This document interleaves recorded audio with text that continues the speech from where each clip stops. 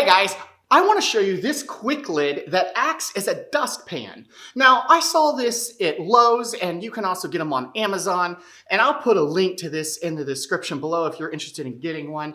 I just found it very interesting, to say the least, and it basically clips onto a 5-gallon bucket, and I want to test it in my shop because I'm generally just really curious about this. This is not a sponsored video or anything. This is just me being curious and sharing my curiosity with you guys. I'm wondering if it'll work or if it's going to end up being a piece of junk. Well, let's get started. Here's our bucket. Here's our attachable dustpan. Now, it simply just clips on, so you just lay it on here and you push down. There's 3 clips. And you can see right here it attaches. There's a little groove underneath that this attaches to. And now you can use the handle, and I guess you just kind of like scoop things up like this.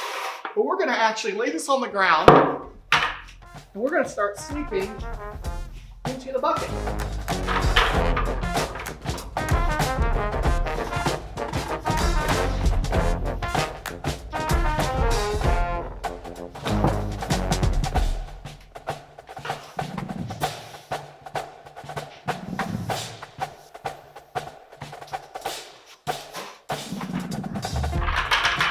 There you go. That's all the dust that's in there. Let me adjust this camera up. Let me talk to you about this for a second. So, I think in theory this sounds like a good idea if you're a small shop and you need to clean some dust and you don't want to take anything else out. But this is just a small fraction of the sawdust that I collect.